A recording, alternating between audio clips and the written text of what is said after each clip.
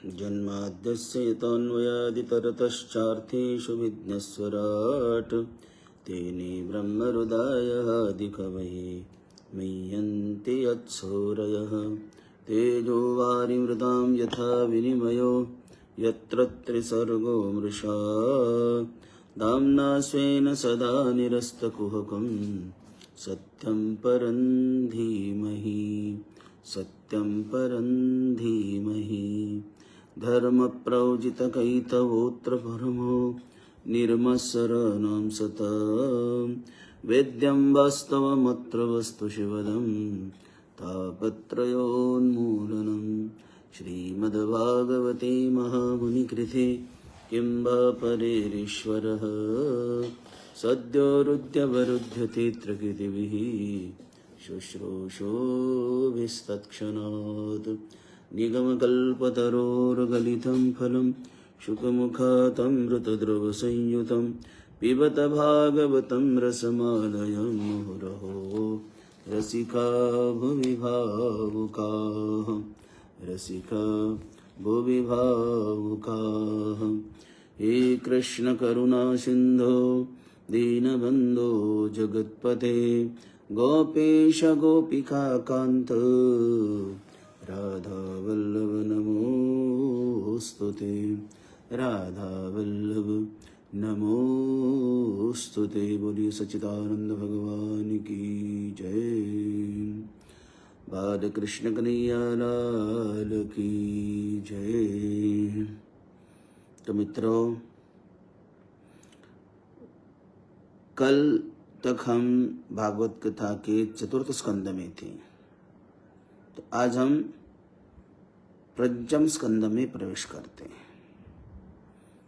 तो चतुर्थ स्कंद की कथा समाप्ति तक दूसरे दिन की कथा वहां विश्राम लेती है। सप्ताह विधि से सप्ताह कथा में चतुर्थ स्कंद समाप्ति तक दूसरा दिन की कथा खत्म होती। अब तीसरे दिन की कथा मैंने पंचम स्कंद शुरू करते हैं। तो श्रीमद् भागवत महापुराण भगवान के स्वरूप का बोध कराने के लिए 9 प्रकार की प्रक्रिया स्वीकार करता है। तो 9 प्रकार की प्रक्रिया। तो प्रक्रियाएं कैसी है वो?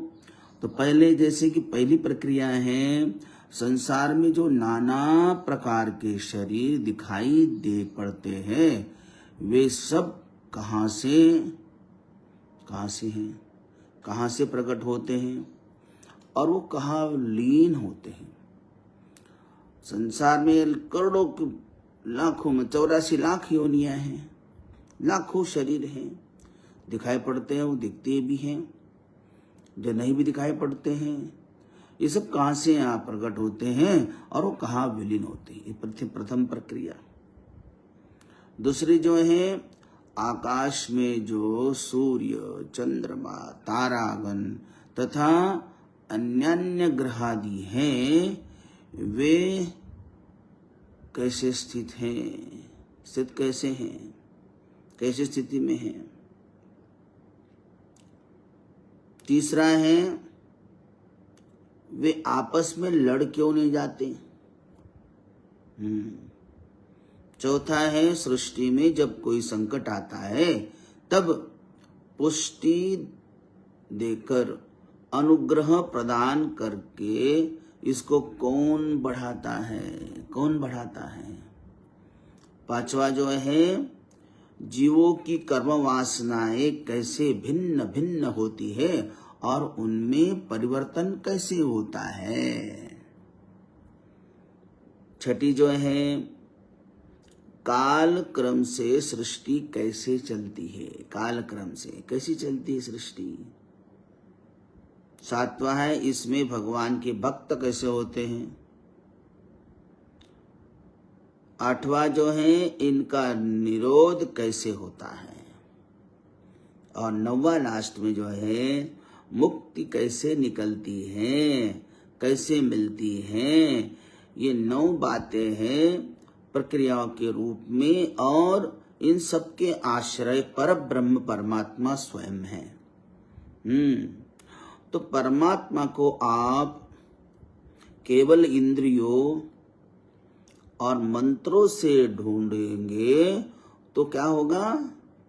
आपको ईश्वर सिद्ध नहीं होगा, जड़ तत्व की प्राप्ति होगी। आप केवल अपनी इंद्रिय और मंत्रों से ढूंढोगे तो केवल जड़ तत्व की प्राप्ति होगी।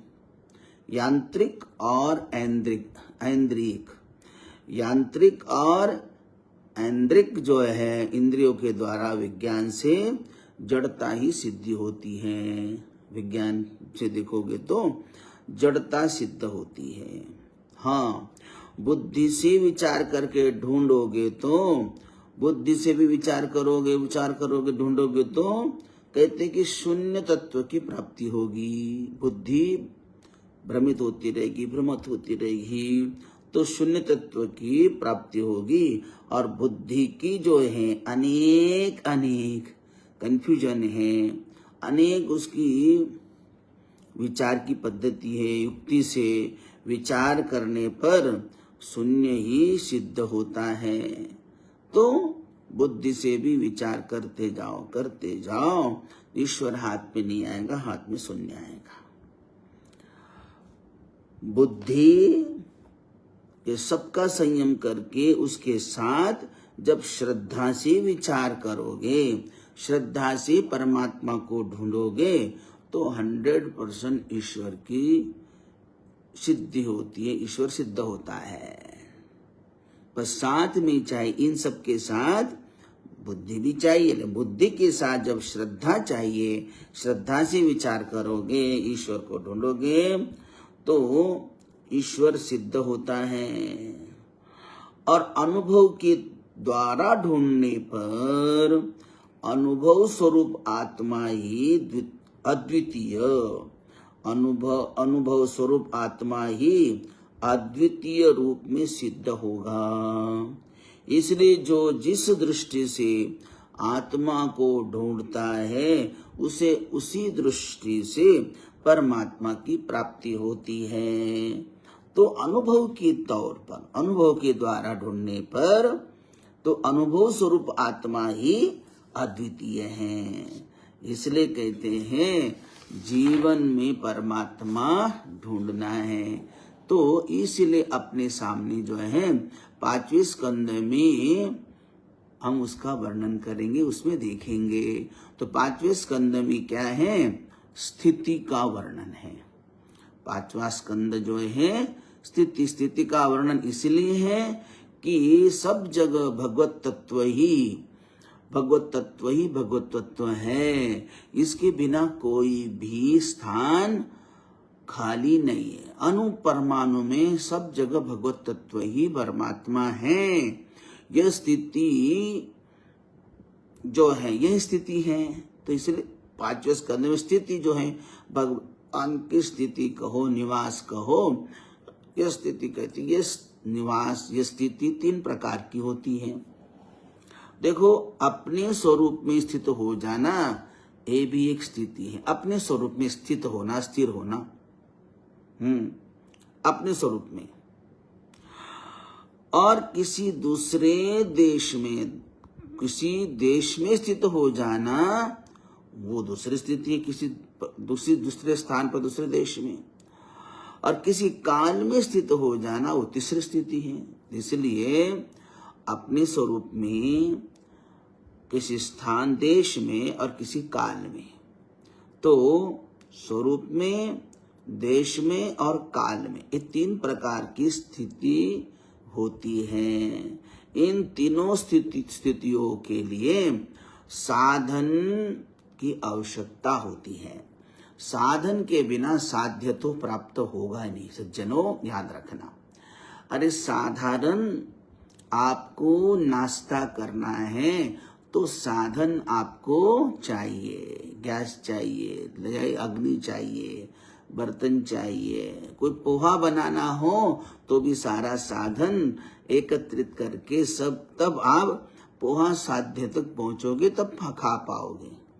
इसलिए इन तीनों स्थितियों के लिए साधन आवश्यकता होती है, साधन चाहिए।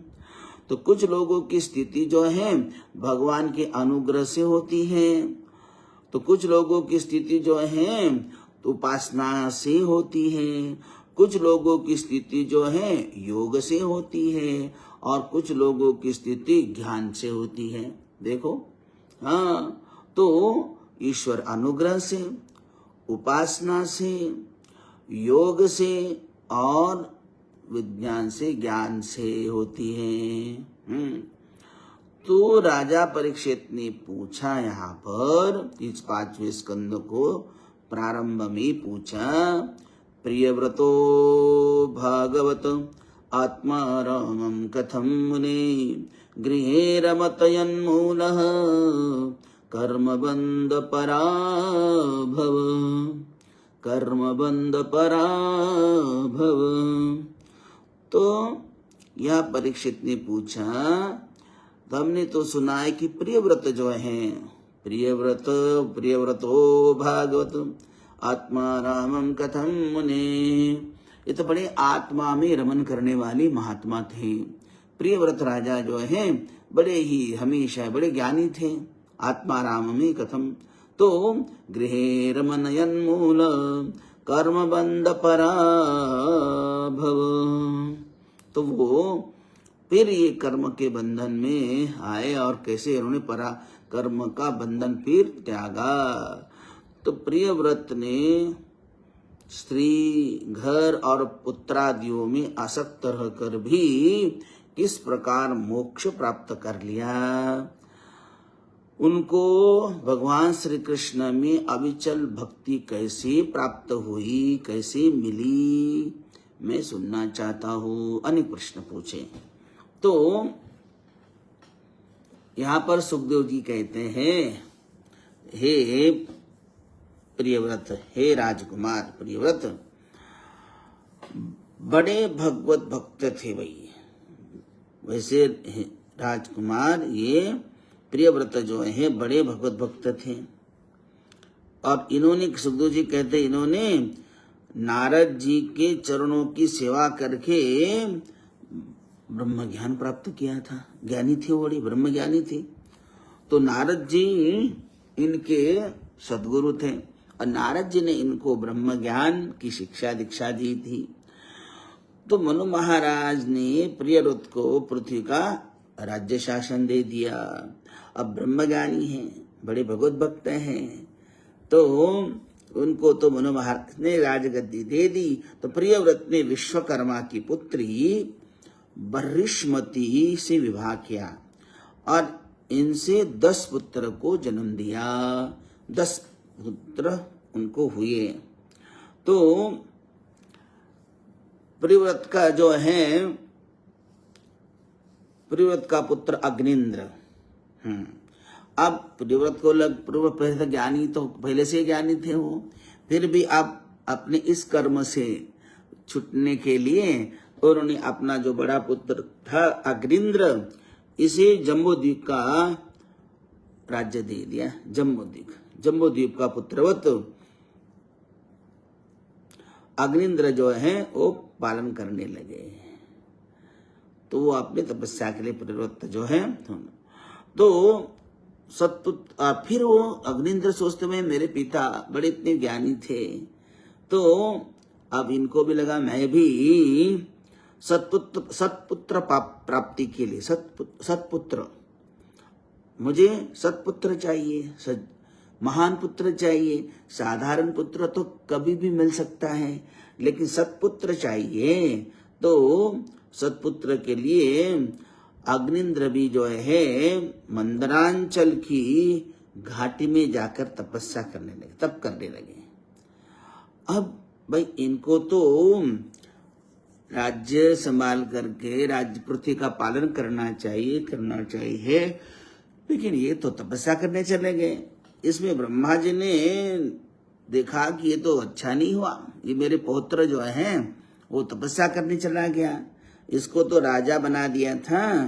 तो ब्रह्मा जी ने क्या कर लिया, अपनी सभा में जो सभा की गायिका थी पूर्वचिति नाम की अप्सरा को अग्निंद्र के पास मंदरांचल पर्वत की घाटी में भेज दिया जा, और तुम किसी तरह जो अग्निंद्र को जो है मोहित कर लेना और उसको संसार में लाना।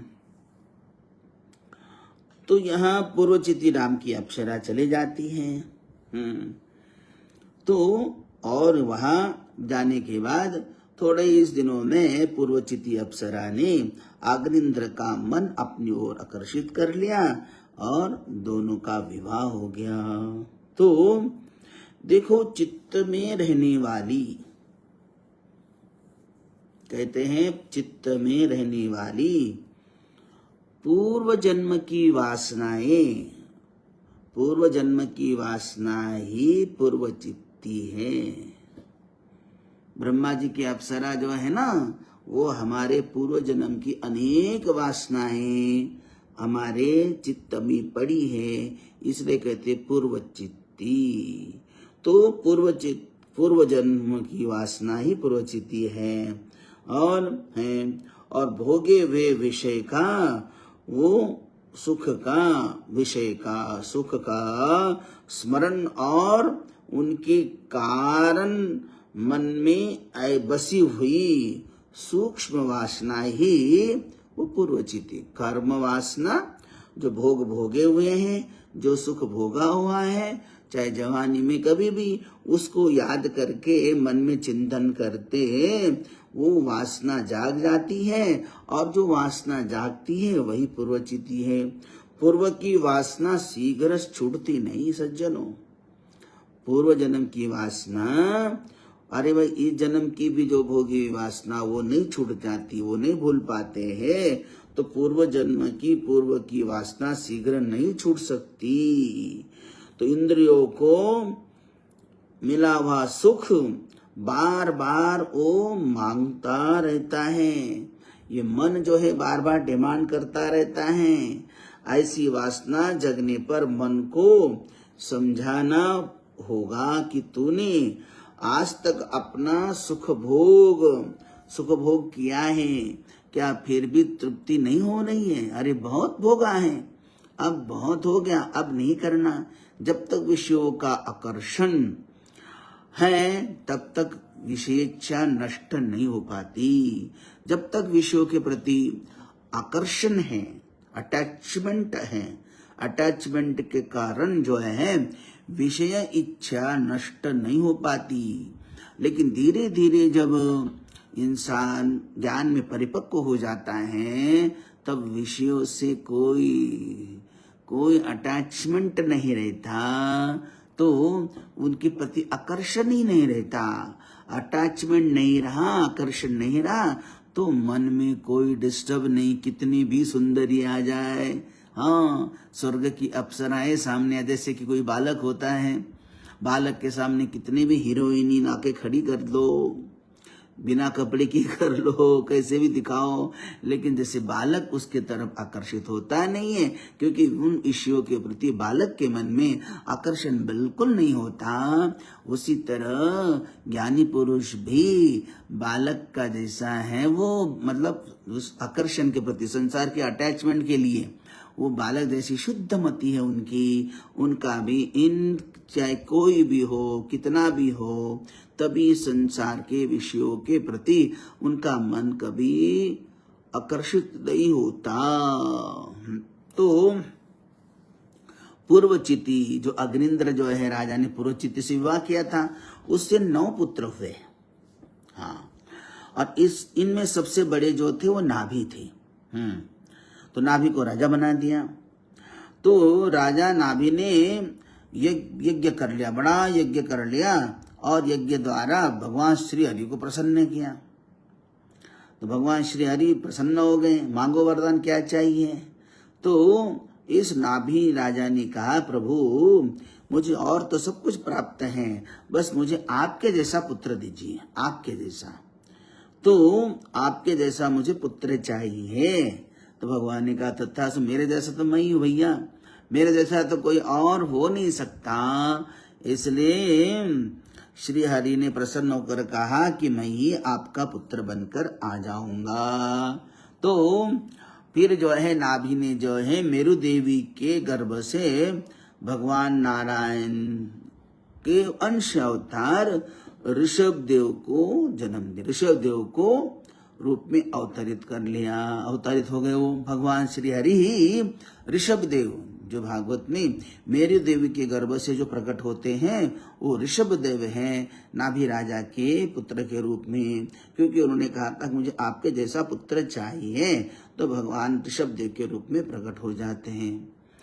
कहते हैं भागवत में संक्षेप में कि ऋषभ देव महान ज्ञानी थे, प्रखंड ज्ञानी थे, महान। अब भगवान का अवतार अंश अवतार है तो अज्ञानी तो हो ही नहीं सकते वो।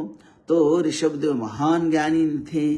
परहंस की यह निष्ठा है कि जगत में जो कुछ दिखाई देता है वह सब मिथ्या है। तो भगवान ने जो है इनके पुत्र के रूप में अवतार धारण कर लिया था ना, वो जगत को दिखाना है कि भाई परमहंस का जीवन कैसा रहता है, अवधूत का कैसा रहता है, अवधूत कैसे होते, परमहंस यह कैसे रहते हैं। तो परमहंस के दृष्टि की जगत में जो कुछ दिखाई देता है वो सब तो उनके दृष्टि में मिथ्या है। जगत को मिथ्या मानने से वैराग्य उत्पन्न होता है और संसार को सत्य मानने से मोह उत्पन्न होता है। वैराग्य चाहिए तो संसार के सभी संसार को जो है वो मिथ्या मानोगे, झूठ है सारा संसार, तो वैराग्य उत्पन्न होता है। लेकिन संसार को सत्य मानोगे तो मोह उत्पन्न होता है।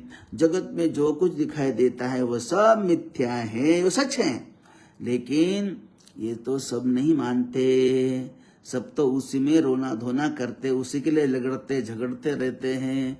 किंतु इन सबको देखने वाली आत्मा सुखरूप है। हाँ, इस संसार को मिथ्या देखने वाली आत्मा और सुख देखने वाला भी वो आत्मा क्या है, तो इनको सबको देखने वाला जो है आत्मा सुख रूप है। तो इस तरह जो है ऋषभ देव ने भी समय के अनुरूप राज्य शासन कर लिया, राजा बना दिया। उस पर उन्होंने भी राज्य छोड़ने का निश्चय कर लिया। तो जैसे कि ऋषभ देव ने इंद्र की कन्या जो है जयंती के साथ ऋषभ देव का विवाह हुआ था, और जयंती संक्षेप में कहते हैं, और जयंती के गर्भ से इन्होंने पुत्र उत्पन्न कर ले। तो भरत जी सबसे बड़े थे, तो इन्होंने तो भरत जी बड़े ज्ञानी थे और सबसे सभी ज्ञानी थे वैसे तो इन्होंने भरत जी को राजा बनाने का निश्चय कर लिया, और भरत को राज्य देकर जो है ऋषभ देव जो है अब संसार में अवधूत और परमहंस कैसे निवास करना चाहिए उसकी शिक्षा दीक्षा देने के लिए भगवान ने जो है जंगल जाने का निश्चय कर लिया। वन चले गए, अपने वस्त्र जला दिए और अपने पूरे शरीर पर जो है विभूति लगा दी, भस्म लगा लिया, और बस आत्मचिंतन में जो है अवधूत परमहंस का जीवन जीने लग जाते हैं। हाँ, तो देखो इससे पहले जब भरत को राजा बना दिया उन्होंने, तब ऋषभ देव अपने पुत्र को उपदेश देते हैं। राज्य दे दिया, उपदेश कैसे देते हो? उपदेश क्या देते? भरत जी को उपदेश देते, भरत देखो बेटा ये संधि है जो मिला हुआ है ना हम देवो देव भजाम लोके कष्टान कामान अर्हते विभंगुजांगे तपो दिव्यम पुत्र कायेन सत्वम युद्धेद्यस्मात् ब्रह्म सौख्यम त्वनंतम शुद्धेद्यस्मात् ब्रह्म सौख्यम त्वनंतम। तो सुखदेव ये ऋषभ देव जी कहते हैं, देखो भरत, ये शरीर कामनाओं में फंसकर व्यर्थ गमाने के लिए नहीं मिला हुआ है। ये मानव देह तो हमको मोक्ष के लिए मिला है, भगवत प्राप्ति के लिए मिला है।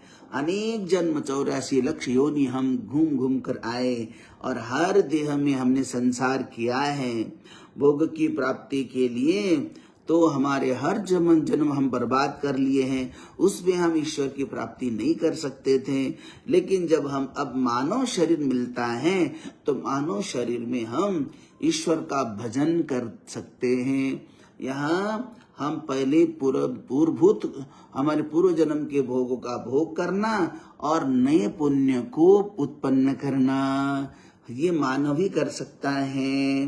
तो इसलिए भगवान की प्राप्ति तो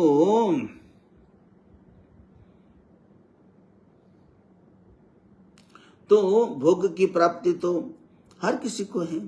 सुअर है, पशु पक्षी है, सबको जो है वो सुख हो जाता है। जो पशु पक्षी भी अपने बच्चे पैदा कर लेते हैं तो उनको भी वही सुख मिलता है जो इंसान 5 स्टार घर में या बढ़िया से बढ़िया एसी के घर में लग्जरी में जीवन जी रहा हो, वही जीवन पशु पक्षी को भी कम नहीं है।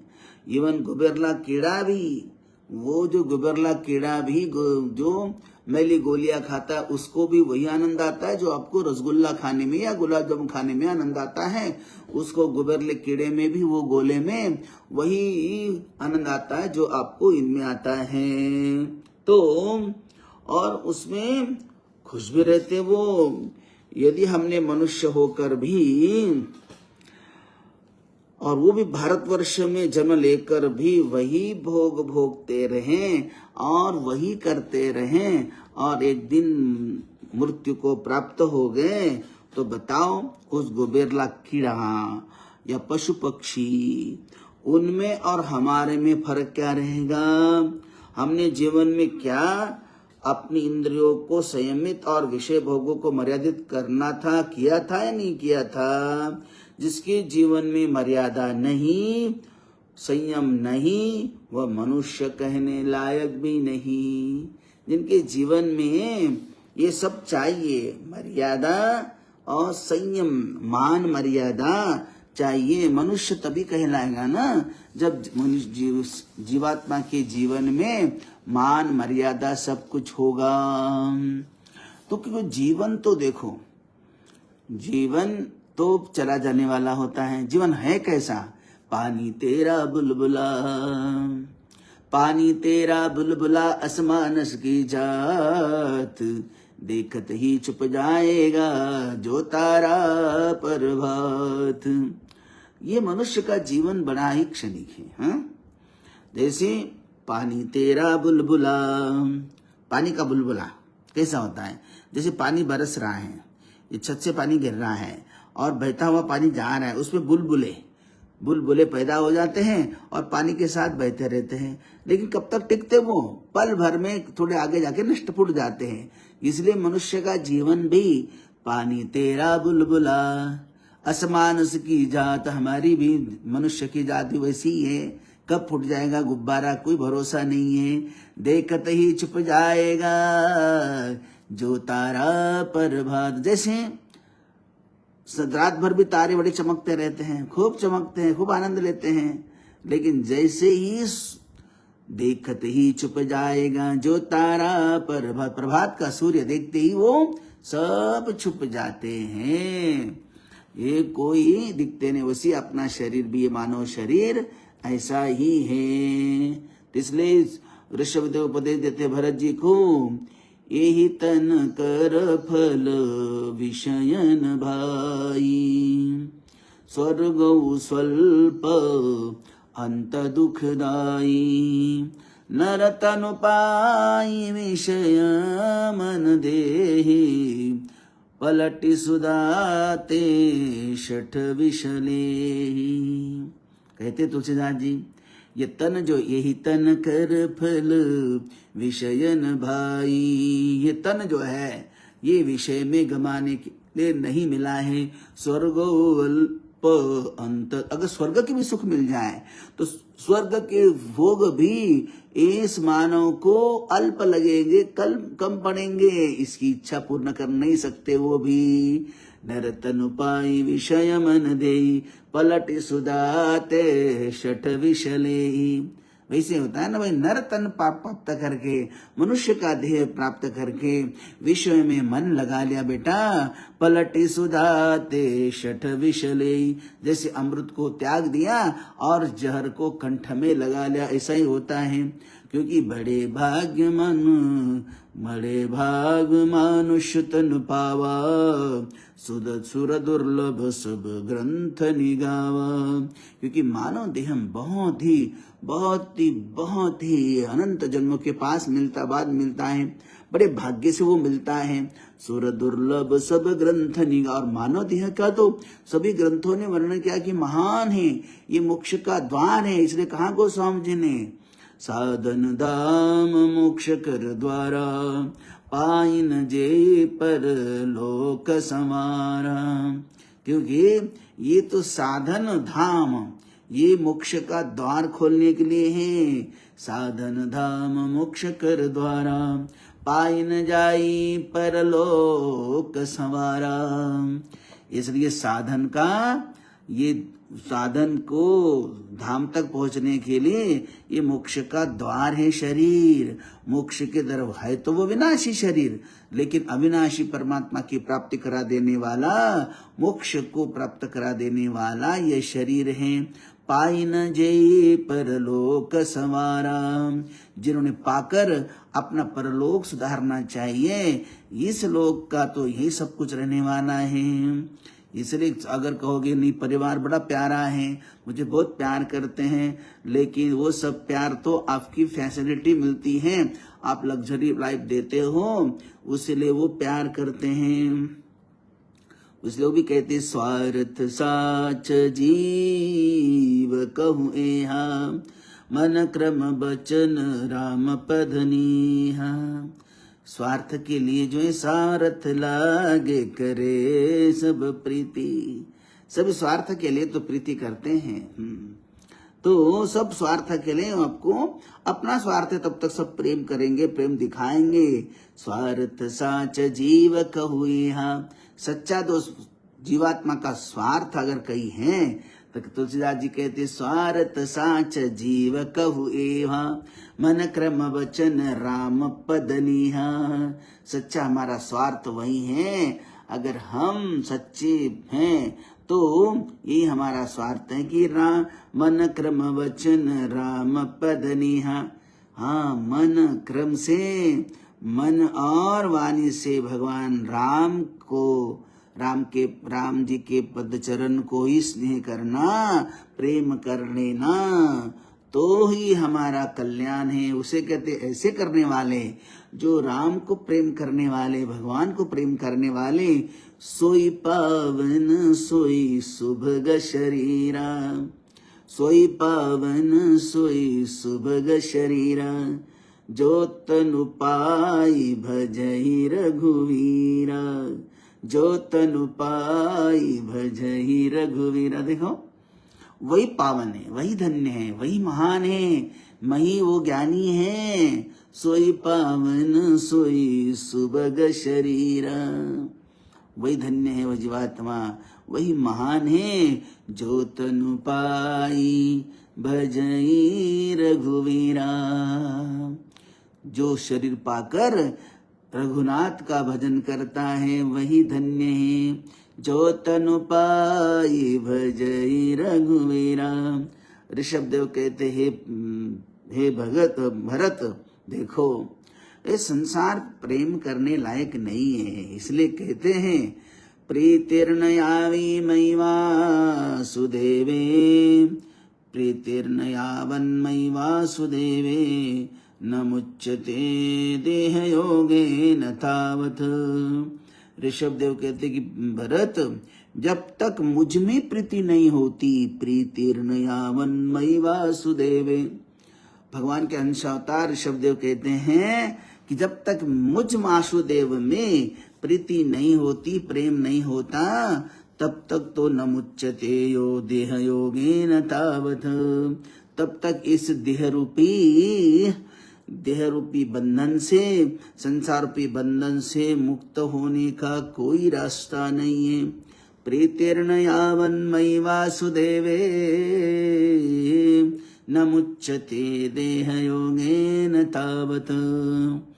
तब तक तो देह से नहीं हो सकता, देह के बंधन से, संसार के बंधन से जीवात्मा मुक्त नहीं हो सकता। जब तक सर्वात्मा भगवान वासुदेव में प्रीति नहीं होती, तब तक जो है देह संबंध से छुट्टी नहीं मिलती, न मुक्ति की प्राप्ति होती है, ना ही गुरु मिलता है। तो इस तरह कहते हैं, देखो कहा कि गुरु वही है, पिता वही है, माता वही है, जो मृत्यु के फंदे से छुड़ाकर भगवान वासुदेव के चरणों में प्रीति उत्पन्न करने का उपाय बताते हैं। वही तो सच्चे हमारे गुरु होना चाहिए, वही गुरु हैं जो सच्चा हमको रास्ता बताते हैं। तो वासुदेव में प्रीति, तो वासुदेव तो कौन है? वासुदेव बोलेंगे कि वसुदेवस्यापत्यम वासुदेव, वसुदेव का पुत्र वासुदेव नहीं, वो तो है, लेकिन वस्तु तो वो तो एक अवतार कार्य में वसुदेव जी के पुत्र बने और अपना कार्य कर लिया, असुरों का संहार कर लिया, धर्म की स्थापना कर ली और उस देह को ही वो छोड़ दिए, वो देह के साथ निकल गए। तो वासुदेव, एक तो इन वासुदेव में दो शब्द हैं, एक है वासु, वासु शब्द है, दूसरा है देव। तो वासु प्लस देव, तो वासुदेव। तो इसका वासु क्या है और देव क्या है? तो वासु इस किसको कहते हैं? वसति इति वासु, वसति इति वासु, जो संपूर्ण प्राणियों के हृदय में निवास करके उसका नाम है वासु। जो सबके सभी प्राणियों में, सभी प्राणियों के हृदय में निवास करता है, उसी को कहते वासु। जो संपूर्ण प्राणियों के हृदय में निवास करके उसका नाम ही कहते वासु है। और जो संपूर्ण प्राणियों को वहां बैठकर वो प्रकाशित करता है, उसका नाम क्या है? तो दिव्यति, दिव्यति प्रकाशते इति देवः, जो हृदय में बैठा परमात्मा और फिर जो संपूर्ण सच्चित रूप जो है इन आकृतियों को, विकृतियों को, प्रकृतियों को और इनमें से एक रस होता है, उसका नाम है देव। तो दिव्यति प्रकाशते इति देवः, जो संपूर्ण चित सतचित रूप जो है आकृतियों, विकृतियों, प्रकृतियों और संस्कृतियों से एक रस होता है, उसका नाम है देव। इस प्रकार दोनों अर्थों का जिसमें संगम हो, उसका नाम है वासुदेव, उसका नाम है वासुदेव। तो वसुदेवस्यापत्यम वासुदेव नहीं, यहाँ तो सबके हृदय में निवास करने वाला जो ईश्वर है उसको वासुदेव कहते हैं, और वासुदेव का वस्तु तो यही अर्थ है। तो इसी अर्थ से वो तभी वो वासुदेव प्रत्यक्ष होंगे। हाँ, इसलिए कहते ऋषभदेव, न कुर्यात् कर्षित् सौख्यम मनसि यवन स्थिते, यद्विश्रम्भा चिराचीर्णं च स्कन्दं तपैश्वरम्। इसलिए इस चंचल चित्त से कभी मैत्री नहीं करनी चाहिए, चंचल चित्त से मैत्री मित्रता नहीं करनी चाहिए। इसमें विश्वास करने से मोहिनी रूप में फंसकर जो है महादेव जी का चित्त, महादेव जी का चिरकाल संचित तप क्षीण हो जाता है। ये मोहिनी रूप में फंसकर जो ईश्वर का, महादेव जी का कहो, भगवान का कहो, वो जो संचित जो तप है वो क्षीण हो जाएगा। नित्यं ददाति कामस्य छिद्रं तमनुयेरयः योगिनः कृतमैत्रस्य प्रत्युर्जायते पुष्कली। जैसे व्यभिचारिणी स्त्री जार पुरुष को अवकाश देकर उनके द्वारा अपने में विश्वास रखने वाले पति का वध करा देती है, उसी प्रकार जो योगी मन पर विश्वास करते हैं उनका मन काम और उनके साथी क्रोधादि शत्रुओं को आक्रमण करने का अवसर प्रदान करते हैं और उन्हें नष्ट कर देता है। फिर वो इसलिए उसको भ्रष्ट कर देता है। तो काम, क्रोध, मद, लोभ, मोह और भय आदि जो है शत्रुओं का तथा कर्म बंधन का मूल तो मन ही है। इसलिए इस मन पर विश्वास करना बड़ा खतरा है। मन ही है, इस पर कभी भी बुद्धिमान विश्वास नहीं करते, विवेकी विश्वास नहीं करते। इसलिए ऋषभदेव जी कहते, भरत ऐसा विश्वास कभी नहीं करना। तो ऋषभदेव जो संक्षेप में कहते हैं, वो ऐसा कहकर उपदेश कर वो चले गए। सर्वस्व त्याग तो कर दिया है और उन्होंने अपने भगवान में मन लगाया, अवधूत का जीवन जीने लगे। सब वस्त्र जलाकर भस्म लगा दिया था। तो कहते संक्षेप में कहते, परमार्थ में अभेद बुद्धि और व्यवहार में भेद बुद्धि का निर्वाह करना ही पड़ता है। परमार्थ में आप रहोगे तो आपको अभेद बुद्धि रहनी है। जब आप व्यवहार में आओगे तो भेद बुद्धि का निर्वाह करना है, लेकिन उसके पीछे जो है अभेद बुद्धि होती है तो करना पड़ता है। व्यवहार भेदभाव जगाता है और भेदभाव होने पर काम, क्रोध आदि विकार पैदा होते हैं। तो ज्ञानी पुरुष जो है सभी को भेदभाव से देखते हैं। ज्ञानी पुरुष सभी को अभेद भाव से देखते हैं, अज्ञानी पुरुष सबको भेदभाव से देखते हैं। जब इनकी दृष्टि होती महात्माओं की, तो सिया राम मय सब जग जानी, करहु प्रणाम जोरी जुग पानी, करहु प्रणाम जोरी नी। बोलो सियावर रामचंद्र की जय। हे भगवान, मित्रों यही विश्राम कर लेते, अपना टाइम तो बहुत हो गया, कहते कहते घड़ी भूल गए, देखा नहीं है। तो चलो अभी यही विश्राम करते हैं, फिर कल से इसी 5वें स्कंद में ऋषभदेव का तो यहीं पर कहते ऋषभदेव ज्ञानी तो थे और उन्होंने इस शरीर को वहीं पर अवधूत, जब कोई संक्षेप में कहते एक बार, तो वो ऋषभदेव जी ने जब चारों तरफ जंगल में आग लग गई तो अपने मुंह में बड़ा पत्थर उठाकर डाल दिया। शरीर का समय आया था, इसी अग्नि में वो अग्नि समाधि लेकर वो शरीर को जलने ही दिया। मुंह में पत्थर इसलिए रखा कि कहीं चिल्लाओ तो कोई आस पास के लोग ना आए, अग्नि बुझाए नहीं और फिर बड़ी मुसीबत पड़ेंगे। इसीलिए कोई शरीर न चिल्लाए, रिएक्शन न कर ले शरीर, इसलिए मुख में पत्थर रख देते हैं और अपने आप को अग्नि समाधि ले लेते हैं। बोलो सियावर रामचंद्र की जय, कृष्ण कन्हैया लाल की जय।